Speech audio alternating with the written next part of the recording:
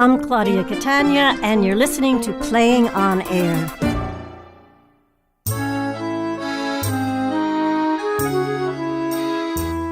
You are about to hear How My Grandparents Fell in Love by Cary Gitter, directed by Colette Robert.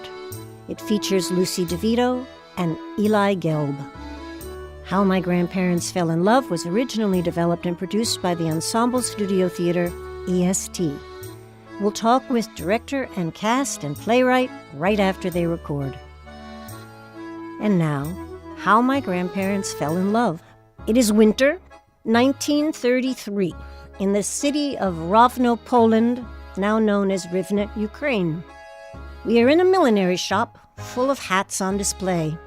A young woman, 21, stands at the counter in a brightly colored dress, reading a book. A young man, 28, enters the store holding a package. Hello. Hi. Can I help you? Do you need a hat? Hat? This is a hat shop. Oh, yeah. Of course. Look at all these hats. So, do you want one? No, I don't want a hat. Thank you. Okay. But you don't have one. What? It's cold out. 1933 is the coldest winter ever in Poland, and you're not wearing a hat. Oh, yeah, no, I know. I did have a hat, but I, lost it today. You lost your hat? Yeah. That's funny. How did you lose your hat? That's a long story. Hey, do you speak Yiddish? Why? Oh, you don't have to worry. I'm not some Polish official or anti-Semite. Screw those guys, right? I'm Jewish. And you're Jewish too, right? How do you know that? My cousin Herschel works at the flower shop down the street. You know Big Mouth Herschel? Uh-huh. And he told me you're straight up Jew, yo. Excuse me? Sorry, dumb joke. It's an American. I'm nervous, can you tell? But if you're Jewish, then I assume you speak Yiddish? Yeah. So we should totally talk in Yiddish instead of Polish, because that's just cooler, right? I mean, it's our thing. It's our secret tongue. Sure, we can speak Yiddish. Ich red Yiddish. I'm speaking Yiddish.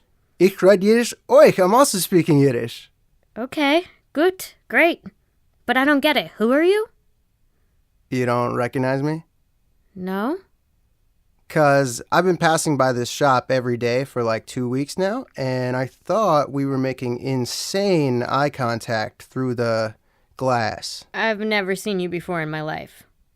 Wait, seriously? Nope. You must have an overactive imagination. God, wow, damn. I totally thought that was the thing that was happening. All right. Well, clearly I have noticed you. Clearly. I mean, this is a gray city. Everything is gray here. The buildings, the people, the weather. I'm not from here, by the way. I'm from Tuchin. It's about 20 miles east of here. You ever been? No. Yeah, don't bother. It's just fields and quiet misery. Anyway, I've been here for 2 weeks now, and this city is gray. But every day I've seen you through the window in a bright dress reading your novel. I don't read novels. Oh. I think they're a waste of time. Really? I like novels. Like Sholem Aleichem, Tevye the Milkman. Oh my god, that stuff is corny. But you seem like someone who'd like novels. Wait, what is that? You seem like a dreamer. A dreamer? Like foolish and clumsy, but also sort of gentle and kind. Okay. I'll take that. So if you don't read novels, then what do you... Philosophy and religion. Life's too short to not always be learning. This book's about Kabbalah. Kabbalah? You mean that crazy Jewish mystic stuff? Uh-huh. There's a whole chapter about mystic sexuality. Huh. I'd actually be interested in... So why are you here in Rovno? Charlie. Charlie? That's your name? What kind of a name is Charlie? It's an American name. Like Charlie Chaplin. What's your name? Chava. Chava, that's beautiful. Thank you. In America, you'd probably be Eva. Eva? Yeah. My real name is Tsala, but no one in America knows how the hell to say Tsala, so I changed it to Charlie. You've been to America? I live in America. I immigrated there with my parents and my brother 10 years ago when I was 18. So why are you back in Poland? Well, I'm back in Poland to find a wife. To find a wife? And bring her back to America with me. Ta-da! Wait. Hold up. Hold up. Is that what this is? No. Because I am definitely not in the market for a husband. No, I know. We don't even know each other. And I'm going to go to college. College? Yeah. You think I want to work in a hat shop my whole life? I mean, it's fine for now. I'm saving up. I give money to my parents. I have 2 brothers and 2 sisters. They're all younger. But in the next year or 2, I'm going to go to Warsaw University. I'm going to study languages. Guess how many languages I know right now? 4. Hell yeah. Polish, Russian, Yiddish, and Hebrew. I'm an autodidact. A what? A self-taught intellectual. I'm going to be a scholar one day, a professor, a linguist. I'm not trying to get married. Wow. What, you don't think I could do that? No, I think that's awesome, but isn't that going to be tough at Warsaw? Why? I mean, I've heard that school is like out of control anti-Semitic. What place isn't out of control anti-Semitic? America. Yeah, right. It's true. There's so many immigrants there, people don't have time to just hate the Jews. I mean, sometimes these Italian kids run by my store and call me Christ killer. You have a store? I have a store. What kind of store? A shoe store. Well, a shoe repair store. In a magical land called Hoboken, New Jersey. Hoboken, New Jersey. I started out as a clerk in my uncle's store in New York City. But then I made enough to start my own store a couple years ago. But I'm going to branch out into real estate. You can stop trying to impress me. I'm not going to marry you. No, right. I was just saying. Oh, which reminds me, this is for you. What is this? Open it. Shoes from Hoboken, New Jersey. What size are these? 9. 9? I'm a 6. Damn. Yeah, I'll modify them. Sorry, these were actually originally for someone who has kind Who of big... Who are they for? The woman who I was supposed to marry. You were engaged? Sort of. All but right. It didn't work out.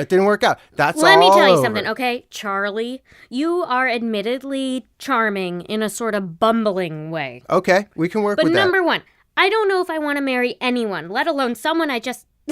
I mean, I have some friends who are so desperate to get to America but that's not me.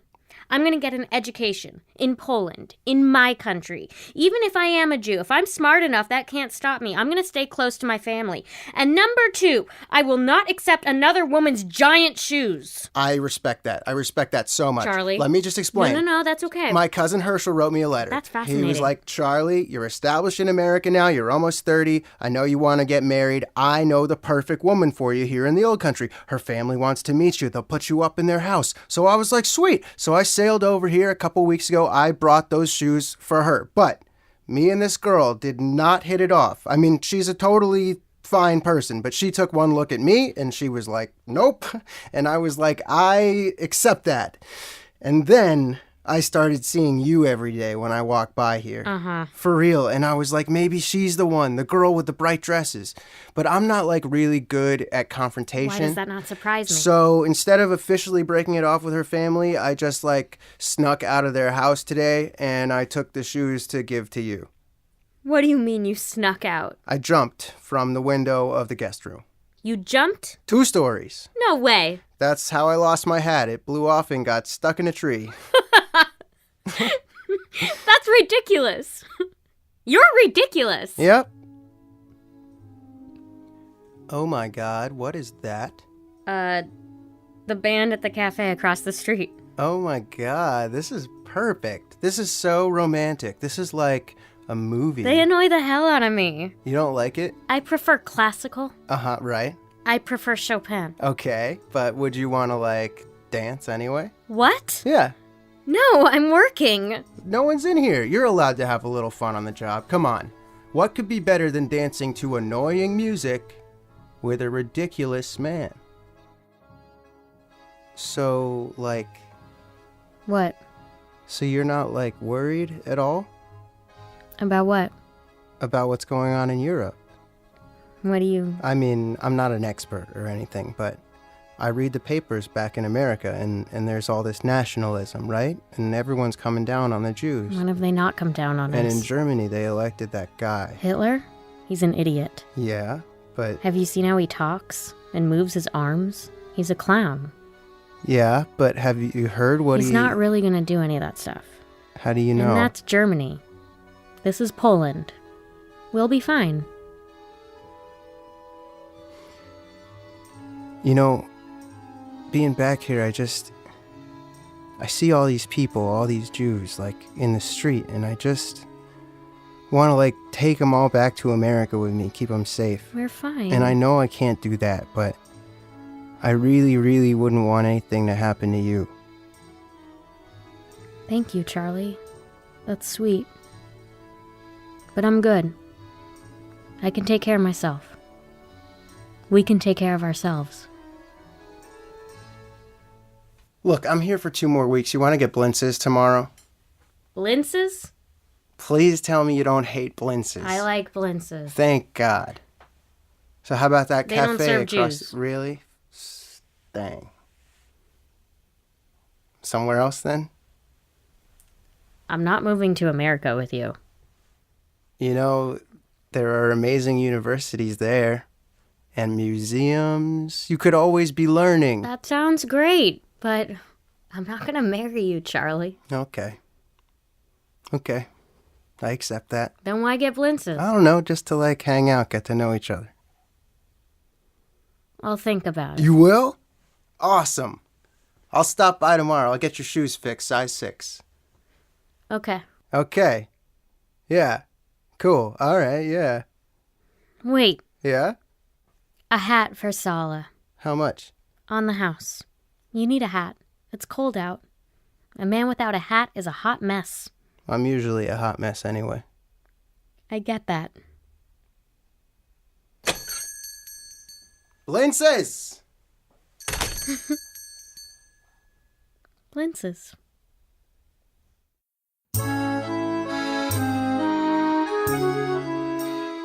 You just heard How My Grandparents Fell in Love, written by Cary Gitter and directed by Colette Robert. It featured Eli Gelb as Charlie and Lucy DeVito as Chava. You can learn more about all our artists at playingonair.org. Cary Gitter, playwright. Is this story based on your actual grandparents? And if so, how did you first come upon their story? Sure. Yes, this play is very closely based on my actual grandparents' story, which I heard from various relatives growing up, from my father and from my aunt. The circumstances are pretty roughly true. The actual meeting is imagined, but the circumstances of my grandfather having been to America and owning a shoe repair store and returning to have an arranged sort of marriage and that not working out, and his encountering my grandmother, those things are all true. And their personalities are sort of roughly what I think they were as well. Yeah. Was it, in fact, almost love at first sight? I mean, it's not called How My Grandparents Met. It's called How My Grandparents Fell in Love. Yeah, I think they got along fairly well very quickly, and then he ended up taking her back with him, and she ended up being the only member of her family who survived as a result of that. Wow. Yeah. Colette Robert, as a director, what do you make of Cary's use of contemporary American lingo in a 1933 setting? I think it heightens the comedy of it and also the relatability for modern audiences. And I feel like all of Cary's work has so much humor and sort of heart in it. And I think the sort of modern lingo really helps with the comedy and the relatability now. What would you say is the import of Chava and Charlie switching from Polish to Yiddish when they first met? I mean, Yiddish was the language that was the Jewish language, and it was the language that Jews spoke to each other in private settings, and they would speak the language of their nation in public, in the world. Cary, to what extent did the extermination of Jews in Western and Eastern Europe by the Nazis impact their character and their values and their temperaments of not only your grandmother, but your parents, if not you? As I mentioned, my grandmother was the only member of her family who ended up immigrating with my grandfather when he brought her back. So the rest of her family died. They were all in this town, Rovna, in Poland, and were killed by a roving Nazi death squad that rounded all the Jews of that city up and brought them into the woods and killed them. So that certainly affected her outlook on life and on the world. Could you tell the story about how your grandparents met? Anyone? Lucy? Well, on my mom's side, my grandparents met at a dance. My great-grandmother, she came over from Russia in, like, the early 1900s. And my grandpa, he came over with his family when he was 1. On my dad's side, I know less, but they're Italians and not Jewish, so it's a different thing. Eli, do you have any idea how your grandparents fell in love? I don't know the exact story on my mom's side. I know how I know that my grandfather on my mom's side was an editor in Germany, and because of his connections in the literary world, he was able to get out of Germany earlier than many others. And he brought with him a girl who he was sort of, as I've heard, sort of casually dating. And they came here together, and they ended up getting married and having a daughter who's my mom. My dad's mom came here as a refugee from the war as well. And when she got here, someone who she was staying with set her up with someone to exchange. So my grandfather was in medical school. And at the time, most medical texts were in German. And so he needed to learn German, and my grandmother needed to learn English. And so they were set up in this very, platonic fashion to do that. And I think he. It's a rom-com right here- there. Yeah. And here you is. And here I am. So. Those are good stories. Mm-hmm. Thank you all. It's been a great pleasure having you. Thank you so much. Cary Gitter, playwright. Eli Gelb, Lucy DeVito, and director Colette Robert. Thanks again. Thank you. Thank you. you. You've been listening to Playing on Air, Great American short plays with great American actors. Theme and play music by Tom Cochan. Recording and sound design by John Kilgore. Associate producer Sasha Spitzer. Literary and development associate Lucy Fleming. Social media and outreach Bonnie Antosh. Distributed by PRX, Public Radio Exchange. We invite you to visit our website at playingonair.org, where you can stream short plays and find information about our artists and plays. Join us on Facebook or Twitter, and subscribe to our podcast on iTunes. While you're there, leave us a review. We value your opinion. For Playing on Air, I'm your host, Claudia Catania. Thanks for listening.